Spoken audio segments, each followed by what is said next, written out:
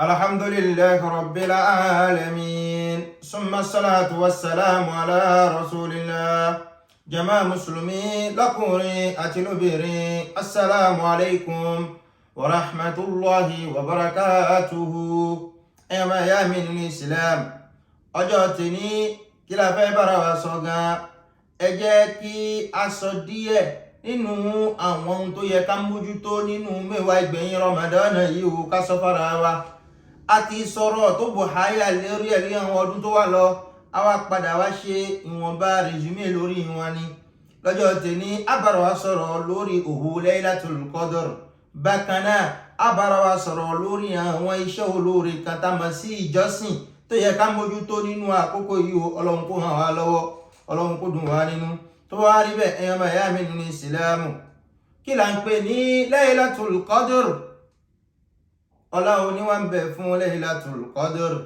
ẹjá lọ́nà al-Qur'an Karim a'udhu billahi minash shaytanir rajim bismillahir rahmanir rahim inna anzalnahu fi Laylatil Qadr wa ma adraka ma Laylatul Qadr ليلة القدر خير من 1000 شهر تنزل الملائكة والروح فيها بإذن ربهم من كل أمر سلام هي حتى مطلع الفجر أما يامي تجيكو ليلة القدر owó abiyì ni tó ṣe wípé owó gbígbàdúrà ni owó àforíjì ni gbogbo tó bá ń fẹ́ ọmọ ìyá mi tó bá lọ ṣe kò ń gẹ owó ọ̀hún ò dákun ọmọ ìyá mi máa ń bẹ lẹ́ni tí ń bẹ Ọlọ́run ìwọ tó bá wá ṣe kò ń gẹ owó ọ̀hún ọmọ ìyá mi gbogbo ohun tó bá tọrọ ó ti di gbígbà lọ́dún fọ́lọ́run ọba Ọlọ́run ọba ọ̀sàyìn sí Ọlọ́run ọba ló sọ bẹ́ẹ̀ fún wa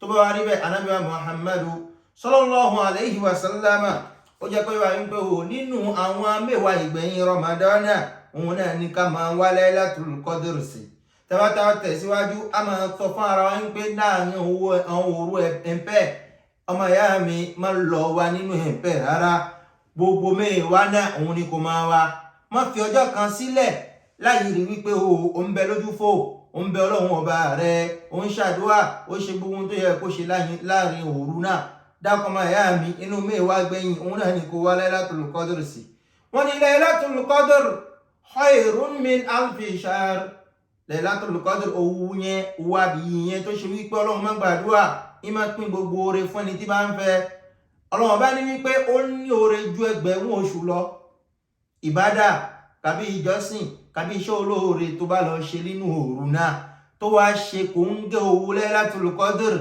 ó ní oore ju ẹgbẹ̀rún oṣù lọ a fi sin ẹlẹ́san ẹ̀san tá padà san fún ẹ lórí nǹkan ẹyọ kan tó ṣe láàrin òru Laylatul Qadr yóò nóore ju ẹgbẹ̀rún oṣù lọ èyí já sí wípé ó bá jẹ́ náfìlà kan ló bá yàn nínú òru náà tó wá jẹ́ pé Laylatul Qadr ó ṣe kò ń gẹ́rẹ̀ o àwọn Ọlọ́run ọba á san ládà ẹni tó yan náfìlà fún ẹgbẹ̀rún oṣù jù bẹ́ẹ̀ lọ fún ọ àbá ṣe ẹgbẹ̀rún oṣù a máa rí pé ń fún environ 83 ans ọmọ ìyá mi nínú òru kan kí ló wá dé tó ní ṣojú kòkòrò kí ló wá dé tó ní pọ ohun mọ́jú tó ṣe wípé fi máa bẹ Ọlọ́run ọba rẹ ọmọ ìyá mi wá gbọ́ Ànábì wa Muhammadu sallallahu alayhi wa sallama òun ni Ọlọ́run bá ó fi màlẹ́kà ránṣẹ́ sí ń pé kó máa díṣẹ́ fún màlẹ́kà Jibril ó ní tanazzalul malaikatu warruhu fiha Ọlọ́run bá ó sọ wọn màlẹ́kà rẹ̀ kalẹ̀ pọ̀lú àwọn màlẹ́kà náà rúkú tó wọ́n ń bẹ pẹ̀lú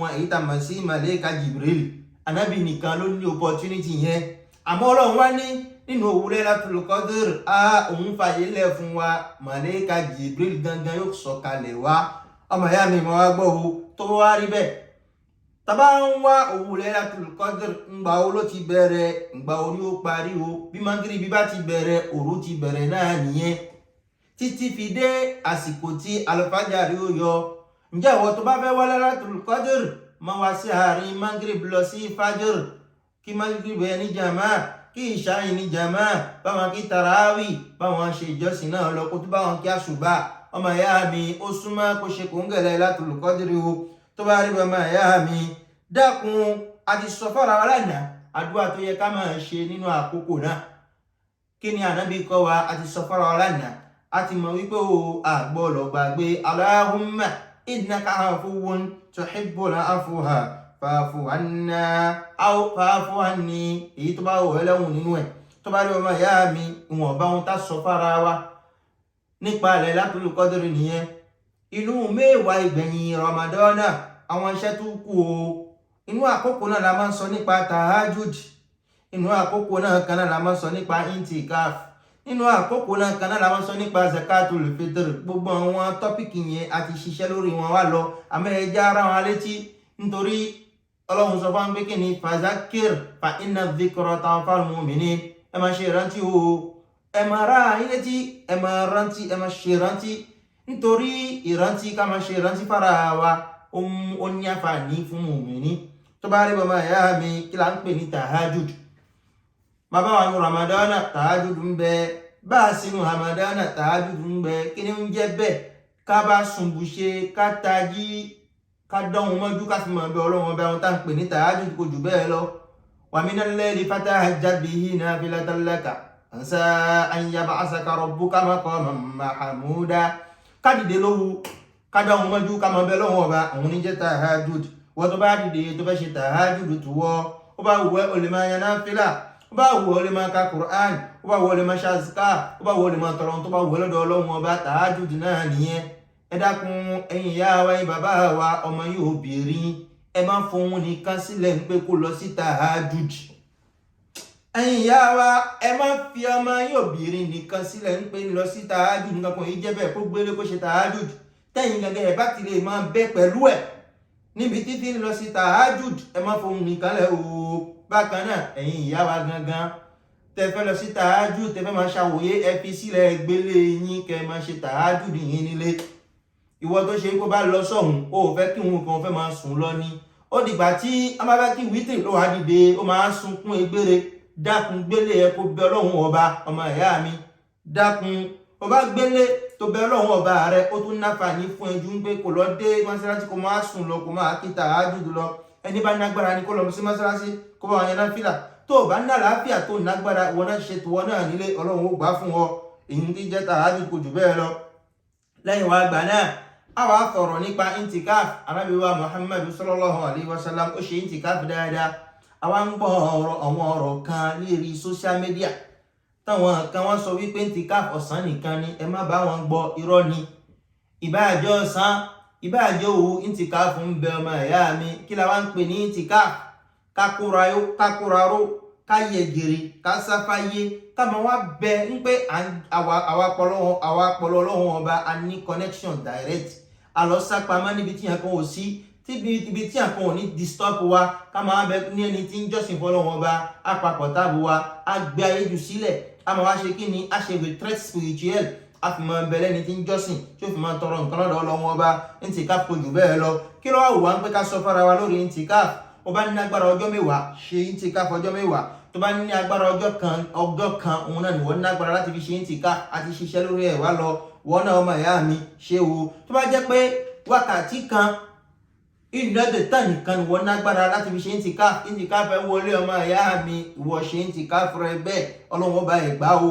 Tó bá rí bẹ́ẹ̀ ká padà wáyé zakatul fitr. Ìyẹn á mú ní topic kan lọ́tọ̀ ni, nítorí àwọn nǹkan kan bẹ̀rẹ̀ tó ṣe wípé a fẹ́ pe àkíyèsí ara wa lé lórí nínú topic zakatul fitr. Ẹ̀yin ò bá jẹ́ ìwọ̀nba nínú gbogbo àwọn ohun tó yẹ ká mójútó nínú mẹ́wàá ìgbẹ̀yìn yìí o. Ọlọ́run kó dùn wá nínú, kó gbàdúrà wa, kó ṣe Ramadan náà kó ṣe ní àtẹ́wọ́gbà lọ́dọ̀ Ọlọ́run bá fún wa. Chers frères et l'Islam, nous sommes, il n'est plus à rappeler que nous sommes dans les 10 dernières nuits de Ramadan. Qui dit 10 dernières nuits dit aussi 10 derniers jours. Les deux vont de pair. Alors, chers frères et sœurs en islam, nous allons nous rappeler brièvement quelques enseignements sur la nuit de la destinée, Laylatul Qadr. En dehors de ça, nous allons nous rappeler aussi sur quelques actes d'adoration méritoires au cours de cette dernière nuit et au cours de ces 10 derniers jours de Ramadan. Donc, c'est à cela que nous allons nous atteler aujourd'hui. Les années antérieures, nous avons eu à travailler sur ce thème-là. Mais le rappel ne fait que profiter aux croyants. C'est pour cela que nous allons faire de brefs rappels sur ce thème-là. Alors, Laylatul Qadr, Allah nous dit dans le Coran, d'accord, que la nuit de la destinée est meilleure plus que 1000 mois. Une adoration que tu fais et qui tombe ou bien qui rencontre la nuit de la destinée, tu seras récompensé pour quelqu'un qui a fait une adoration qui dépasse 1000 mois d'adoration. Mon frère, ma soeur, il faut que nous profitons de cette dernière cette 10 dernières nuits en restant en éveil et en éveil et en dévotion à Allah. Chers frères et sœurs en islam. Alors, la nuit de la destinée dont nous parlons, quel est son avantage? Quelle est son utilité pour le musulman? C'est une nuit au cours de laquelle Allah exauce les prières. Tout ce que tu veux, lorsque tu as la chance et tu rencontres cette nuit, Allah exauce ta prière et tu es parmi les bénis. Alors, c'est une nuit au cours de laquelle Allah nous donne l'opportunité, d'accord, de gagner en bénédiction, de gagner en pardon, d'être pardonné par Allah. Car Allah nous dit au cours de cette nuit, il envoie les anges, d'accord. Et parmi ces anges, il y a l'ange Gabriel.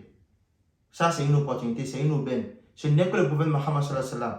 Seulement au prophète Mohammed sallallahu alayhi wa sallam, Allah a envoyé l'ange Gabriel pour lui passer les messages. Mais au cours de cette nuit, l'ange Gabriel aussi sera envoyé par Allah. Et quiconque est en train d'invoquer Allah, Allah va signer, Allah va accorder à cette dernière personne ce qu'ils sont en train de demander auprès d'Allah subhanahu wa ta'ala. Chers frères en islam, dans quelle période se situe cette nuit? Est-ce que c'est après minuit? Est-ce que c'est après 3 heures du matin? Non. C'est à partir de Maghrib, juste au coucher du soleil, jusqu'à l'aube, Fajr.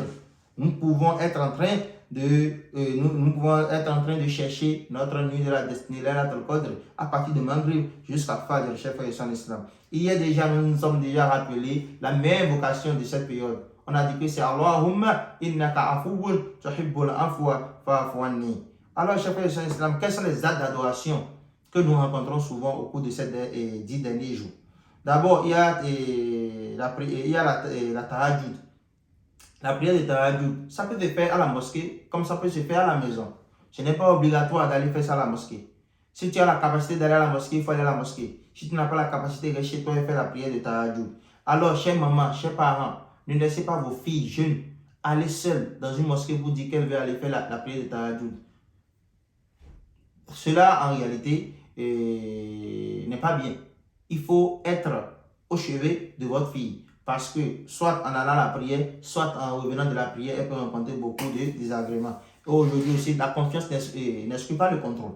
Alors, restez avec vos filles si elles doivent aller à la mosquée pour s'acquitter de cette prière. Alors, chers frères en islam, la prière de tahajjud, nous pouvons faire ça, comme je le disais tantôt, à la mosquée comme à la maison. Alors, quand on parle de tahajjud, c'est quoi en réalité? C'est le fait de se réveiller au cours de la nuit, d'accord, et de rester en dévotion et en invocation à Allah subhanahu wa ta'ala. Et quels sont les actes, ou bien les actes, les actes d'adoration qu'on fait au cours de la nuit de la prière de tahajjud? Il y a les nawafil, d'accord, les prières surrogatoires, il y a la lecture du Coran, il y a les zikr, les askar, il y a la prière aussi, les invocations, tout ce que tu sais faire, d'accord, il faut les faire au cours de cette nuit en observant ta prière de tahajjud. Alors, en dehors de ça, nous allons parler de la intikaf. La intikaf, en réalité, c'est une sunna du prophète Mohammed sallallahu alayhi wa sallam. D'accord? Et c'est une retraite spirituelle. Nous pouvons faire notre intikaf sur 10 jours, ou bien sur une journée, ou bien en 1 heure. C'est l'intention qui compte. Il faut formuler l'intention de celui qui veut faire la intikaf. Et tu te retires complètement. D'accord? Une retraite spirituelle. Tu n'es pas en contact avec le monde extérieur, bien sûr. Et tu évites d'utiliser ton portable, tu éteins ton portable, tout, et tu es en connexion directe avec Allah. Même si c'est en 1 heure de temps, tu peux faire ta retraite spirituelle intikaf. Nous avons déjà développé ce thème-là les années antérieures, donc on ne va pas tarder dessus. Et pour finir, il y a la zakat al-fitr. D'accord, au cours de ces 10 dernières nuits. Et surtout, la zakat al-fitr doit être rendue le jour de la fête, avant la prière. Nous allons revenir dans un autre thème pour pouvoir parler de la zakat al-fitr. Parce que nous avons quelques remarques à faire à ce niveau, surtout pour nous qui sommes à l'extérieur, au niveau de la diaspora. Qu'Allah facilite la compréhension de ce rappel, qui nous compte parmi ses serviteurs qui écoutent sa parole et ses vertus à l'appliquer de la même manière. Assalamu alaikum wa rahmatullahi wa barakatuh.